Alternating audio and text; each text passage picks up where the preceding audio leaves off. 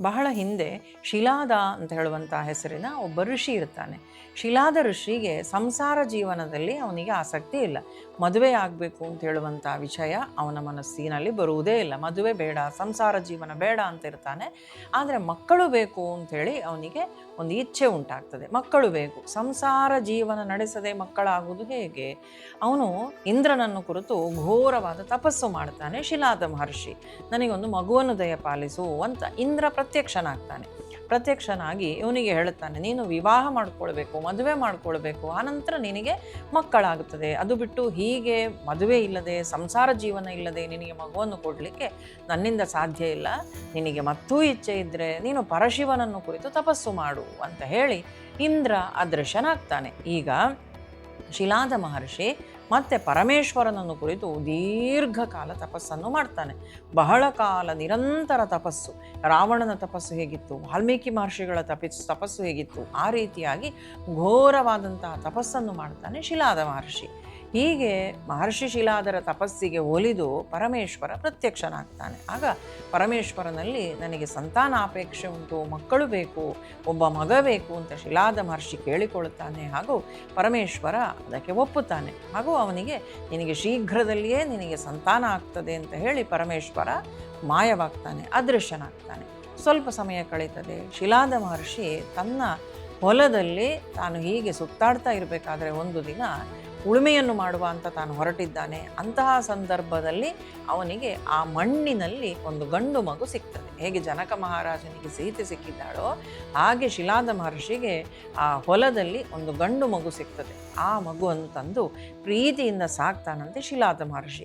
ಆ ಮಗುವಿನ ಸುತ್ತಲೂ ಮಾತ್ರ ಒಂದು ಒಳ್ಳೆಯ ಪ್ರಭೆ, ಒಂದು ಕಾಂತಿ, ಒಂದು ಬೆಳಕಿರ್ತದೆ. ಈ ಮಗು ಸಾಧಾರಣವಾದದ್ದಲ್ಲ ಅಂತ ಶಿಲಾದ ಮಹರ್ಷಿಗೆ ಭಾಸವಾಗ್ತದೆ. ಪರಮೇಶ್ವರನ ಅನುಗ್ರಹದಿಂದ ನನಗೆ ಸಿಕ್ಕಿದಂತಹ ಮಗು ಅಂತೇಳಿ ಪ್ರೀತಿಯಿಂದ ಆ ಮಗುವಿಗೆ ನಂದಿ ಅಂತ ನಾಮಕರಣ ಮಾಡ್ತಾನೆ.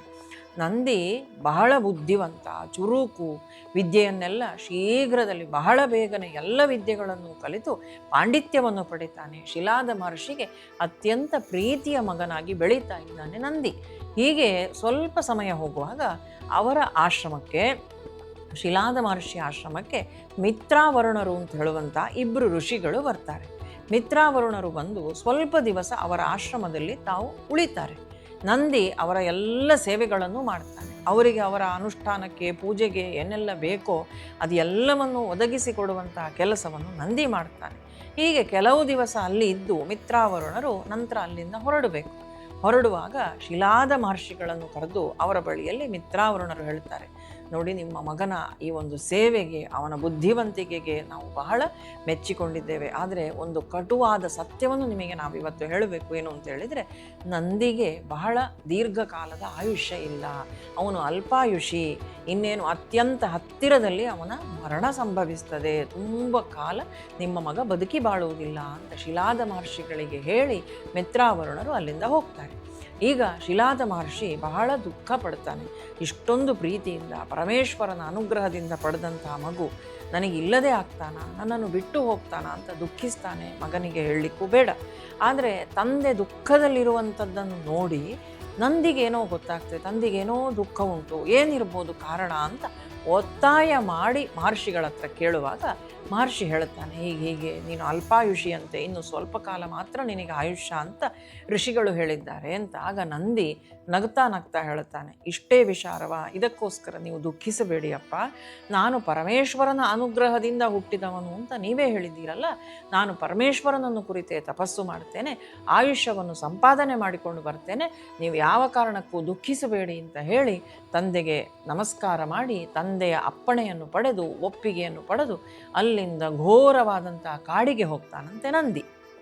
ಕಾಡಿಗೆ ಹೋಗಿ ಅಲ್ಲಿ ದೀರ್ಘವಾದಂತಹ ತಪಸ್ಸನ್ನು ಮಾಡ್ತಾನೆ. ಬಹಳ ಕಾಲ ಪಂಚಾಗ್ನಿ ತಪಸ್ಸು ಅಂತ, ಇದೆಲ್ಲ ನಮಗೆ ಗೊತ್ತಿದ್ದದ್ದೇ. ಹಿಂದಿನ ಸಂಚಿಕೆಗಳಲ್ಲಿ ನಾವು ನೋಡಿದ್ದೇವೆ. ಪಂಚಾಗ್ನಿ ತಪಸ್ಸು ಅಂತ ಹೇಳುವಂಥದ್ದು 4 ಕಡೆಯಲ್ಲಿಯೂ ಕೂಡ ಅಗ್ನಿಗಳನ್ನು ಹಾಕಿಕೊಂಡು ಮೇಲೆ ಸುಡುತ್ತಿರುವಂತಹ ಸೂರ್ಯನನ್ನು ನೆಟ್ಟ ದೃಷ್ಟಿಯಿಂದ ನೋಡ್ತಾ ಪಂಚಾಗ್ನಿ ತಪಸ್ಸನ್ನು ಮಾಡ್ತಾನಂತೆ ನಂದಿ. ಹೀಗೆ ತನ್ನ ಶರೀರಕ್ಕೆ ಕಷ್ಟವನ್ನು ಕೊಟ್ಟುಕೊಂಡು ದೀರ್ಘಕಾಲ ಶಿವನನ್ನು ಕುರಿತು ತಪಸ್ಸನ್ನು ಮಾಡಿದ ನಂತರ ಶಿವ ನಂದಿಯ ಭಕ್ತಿಗೆ ಮೆಚ್ಚಿ ತಾನು ಪ್ರತ್ಯಕ್ಷನಾಗ್ತಾನೆ. ಯಾವಾಗ ಶಿವನನ್ನು ಕಣ್ಣ ಮುಂದೆ ಕಾಣುತ್ತಾನೋ ನಂದಿ, ಅವನು ಯಾವ ಉದ್ದೇಶಕ್ಕಾಗಿ ತಪಸ್ಸು ಮಾಡಿದ್ದಾನೆ ಅಂತ ಹೇಳುವಂಥದ್ದು ಮರ್ತೇ ಹೋಗ್ತದೆ ಅವನಿಗೆ. ಅವನು ನನಗೆ ಆಯುಷ್ಯ ಬೇಕು ಅಂತ ಹೇಳುವಂಥ ಉದ್ದೇಶದಲ್ಲಿ ತಪಸ್ಸು ಮಾಡಿದ್ದು. ಆದರೆ ಭಗವಂತನನ್ನು ಕಣ್ಣ ಮುಂದೆ ಕಾಣುವಾಗ ಎಲ್ಲವನ್ನೂ ಮರೆತಾನೆ. ಪರಮೇಶ್ವರನಲ್ಲಿ ಏನು ಕೇಳುತ್ತಾನೆ ಅಂತ ಹೇಳಿದರೆ, ನಾನು ಕಣ್ಣ ಬಿಟ್ಟಾಗ ಕಣ್ಣ ಮುಂದೆ ನಿನ್ನನ್ನು ನಾನು ಕಾಣಬೇಕು, ಕಣ್ಣು ಮುಚ್ಚುವಾಗ ನನ್ನ ಆಂತರ್ಯದಲ್ಲಿ, ಅಂತರಂಗದಲ್ಲಿ, ಮನಸ್ಸಿನಲ್ಲಿ ನಾನು ನಿನ್ನನ್ನು ಕಾಣಬೇಕು, ಅಂತಹ ವರವನ್ನು ನನಗೆ ಕೊಡು. ಸದಾಕಾಲ ನಾನು ನಿನ್ನ ಮುಂದೆ ಇರಬೇಕು, ಒಂದು ಕ್ಷಣವೂ ಕೂಡ ನಿನ್ನ ನಗಲಿ ಇರಲಿಕ್ಕೆ ನನ್ನಿಂದ ಸಾಧ್ಯವೇ ಇಲ್ಲ. ನಿನ್ನ ಸಾಮೀಪ್ಯ, ಸಾನ್ನಿಧ್ಯ ಇದು ನನಗೆ ಶಾಶ್ವತವಾಗಿ ಕಾಲಾಂತರದವರೆಗೂ ಸಿಗಬೇಕು. ಅಂತಹ ವರವನ್ನು ನನಗೆ ಕೊಡು ಅಂತ ನಂದಿ ಕೇಳ್ತಾನೆ. ಶಿವನೂ ಕೂಡ ಈ ಹುಡುಗನ ಭಕ್ತಿಗೆ ಮೆಚ್ಚಿದ್ದಾನೆ. ಖಂಡಿತವಾಗಿಯೂ ನಿನಗೆ ಅದೇ ವರವನ್ನು ಕೊಡ್ತೇನೆ ಅಂತ ಹೇಳಿ ಅವನಿಗೆ ವೃಷಭ ರೂಪವನ್ನು ತಾನು ಕೊಡ್ತಾನೆ. ವೃಷಭದ ಮುಖ ಅಂದರೆ ಎತ್ತು, ಆ ಎತ್ತಿನ ಮುಖವನ್ನು ಅವನಿಗೆ ಕೊಡ್ತಾನೆ. ಹಾಗೂ ಆ ನಂದಿಯನ್ನು ತನ್ನ ಪ್ರಮಥ ಗಣಗಳಲ್ಲಿ, ತನ್ನ ಗಣ ಶಿವಗಣ ಏನಿದೆ ಆ ಶಿವಗಣದಲ್ಲಿ ಮುಖ್ಯ ಸ್ಥಾನದಲ್ಲಿರುವಂಥವನು ನಂದಿ. ಪರಶಿವನ ಪರಮಭಕ್ತ ನಂದಿ ಅಂತ ಹೇಳುವಂಥದ್ದು ನಮಗೆ ಇವತ್ತು ಗೊತ್ತುಂಟು. ಈ ರೀತಿಯಾಗಿ ನಂದಿ ಶಿವನ ಅನುಗ್ರಹಕ್ಕೆ ಪಾತ್ರನಾಗ್ತಾನೆ. ಶಿವ ಹೇಳುತ್ತಾನೆ, ನನ್ನ ಜೊತೆಯಲ್ಲಿ ನೀನು ಬಾ, ನಿನ್ನನ್ನು ನನ್ನ ವಾಹನವನ್ನಾಗಿ ನಾನು ಇರಿಸಿಕೊಳ್ತೇನೆ, ಕ್ಷಣ ಕಾಲವೂ ಕೂಡ ನಿನ್ನನ್ನಗಲಿ ನಾನೂ ಇರಲಾರೆ, ನನ್ನನ್ನಗಲಿ ನೀನೂ ಇರಲಿಕ್ಕಿಲ್ಲ ಅಂತಹ ವರವನ್ನು ಶಿವನೇ ನಂದಿಗೆ ಅನುಗ್ರಹಿಸ್ತಾನೆ. ವೃಷಭ ರೂಪದಲ್ಲಿದ್ದಂತಹ ನಂದಿ ಶಿವನ ಸೇವೆಗೆ ತಾನು ನಿಂತುಕೊಳ್ಳುತ್ತಾನೆ.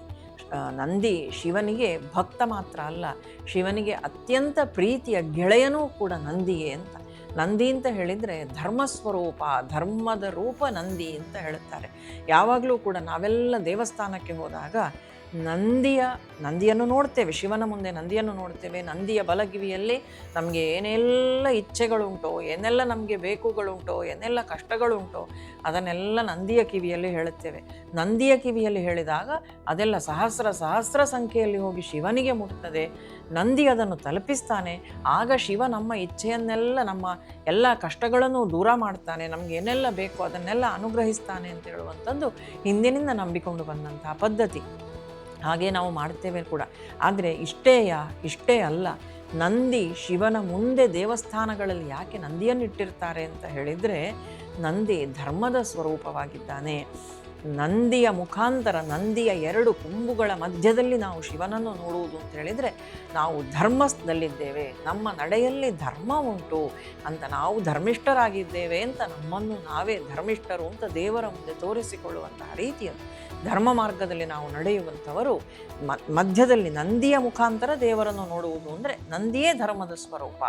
ಧರ್ಮದ ದಾರಿಯಲ್ಲಿ ನಾನಿವತ್ತು ಇದ್ದುಕೊಂಡು ನಿನ್ನನ್ನು ನೋಡ್ತಾ ಇದ್ದೇನೆ ದೇವ ಅಂತ ಹೇಳುವಂಥ ಆ ಒಂದು ದೃಢ ನಂಬಿಕೆ ನಮ್ಮಲ್ಲಿರಬೇಕು. ನಮ್ಮ ಮೇಲೆ ನಮಗೆ ಆ ಆತ್ಮವಿಶ್ವಾಸ ಹೆಚ್ಚಬೇಕು. ಆಗ ಮಾತ್ರ ನಾವು ನಂದಿಯ ಮುಖಾಂತರ ಶಿವನನ್ನು ನೋಡಲಿಕ್ಕೆ ಸಾಧ್ಯ ಅಂತ. ಹೀಗೆ ಶಿಲಾದ ಮಹರ್ಷಿಗಳ ಮಗನಾದಂತಹ ಆ ನಂದಿ ಕಠಿಣವಾಗಿ ತಪಸ್ಸನ್ನು ಮಾಡಿ ಶಿವ ಪ್ರತ್ಯಕ್ಷನಾದಾಗ ತಾನು ಯಾವ ಉದ್ದೇಶಕ್ಕೋಸ್ಕರ ತಪಸ್ಸನ್ನು ಮಾಡಿದ್ನೋ ಅದನ್ನೆಲ್ಲವನ್ನು ಮರೆತು ಶಿವನ ಸಾನ್ನಿಧ್ಯವನ್ನು, ಸಾಮೀಪ್ಯವನ್ನು ತಾನು ಪಡ್ಕೊಂಡು ಇವತ್ತಿಗೂ ಕೂಡ ಶಿವಭಕ್ತನಾಗಿ ಶಿವಗಣಗಳಲ್ಲಿ ಪ್ರಮುಖನಾಗಿ ತಾನಿವತ್ತೂ ಮೆರೀತಾ ಇದ್ದಾನೆ. ತಾನಿವತ್ತೂ ಎಲ್ಲ ಭಕ್ತರಿಂದಲೂ ಕೊಂಡಾಡಲ್ಪಡ್ತಾನೆ ಅಂತ ಹೇಳುವಂಥದ್ದು ಸತ್ಯ.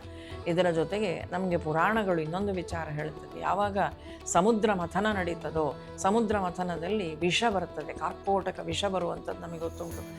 ಅಮೃತ ಬರುವುದಕ್ಕಿಂತಲೂ ಮೊದಲು ಆಗ ಪರಶಿವ ತಾನು ಬಂದು ಆ ಹಾಲಾಹಲ ವಿಷವನ್ನು, ಕಾರ್ಕೋಟಕ ವಿಷವನ್ನು ತಾನು ಕುಡಿದು ಬಿಡ್ತಾನೆ. ಹಾಗೆ ಶಿವ ಕುಡಿಯುವಾಗ ಕೆಲವೊಂದು ಬಿಂದುಗಳು ಕೆಳಗೆ ಬೀಳುತ್ತದಂತೆ. ಹಾಗೆ ಬಿದ್ದಂತಹ ಆ ವಿಷದ ಬಿಂದುಗಳನ್ನು ನಂದಿ ತಾನು ಕುಡಿತಾನಂತೆ. ಅಂದರೆ ಸೃಷ್ಟಿಯಲ್ಲಿ ಯಾರಿಗೂ ತೊಂದರೆ ಆಗಬಾರ್ದು ಅಂತ ಶಿವ ಹೇಗೆ ಆ ವಿಷವನ್ನು ಕುಡಿದ್ನೋ ಹಾಗೆ ಆ ವಿಷವನ್ನು ಕುಡಿದು ಶಿವನ ಅನುಗ್ರಹದಿಂದ ಅದನ್ನು ಅರಗಿಸಿಕೊಂಡು ಲೋಕ ಕಲ್ಯಾಣ ಮಾಡಿದವನು ನಂದಿ. ಶಿವನ ಒಲುಮೆಗೆ ಪಾತ್ರನಾದಂಥವನು ನಂದಿಯ ಆ ಭಕ್ತಿ, ಆ ಶ್ರದ್ಧೆ ಅದೆಲ್ಲವೂ ಕೂಡ ಪರಮೇಶ್ವರನ ಅನುಗ್ರಹದಿಂದ ನಮಗೂ ಪ್ರಾಪ್ತವಾಗಲಿ. ಧರ್ಮಬುದ್ಧಿ ನಮ್ಮಲ್ಲಿಯೂ ಜಾಗೃತವಾಗಲಿ. ನಂದಿಯ ಮುಖಾಂತರ ಶಿವನನ್ನು ನಾವು ನೋಡುವಾಗ ಧರ್ಮ ಮಾರ್ಗದಲ್ಲಿ ನಾವಿದ್ದೇವೆ ಅಂತ ಹೇಳುವಂಥ ಆತ್ಮವಿಶ್ವಾಸದಿಂದ ನಾವು ಶಿವನನ್ನು ನೋಡುವ, ಶಿವನ ಅನುಗ್ರಹಕ್ಕೆ ಪಾತ್ರರಾಗುವ.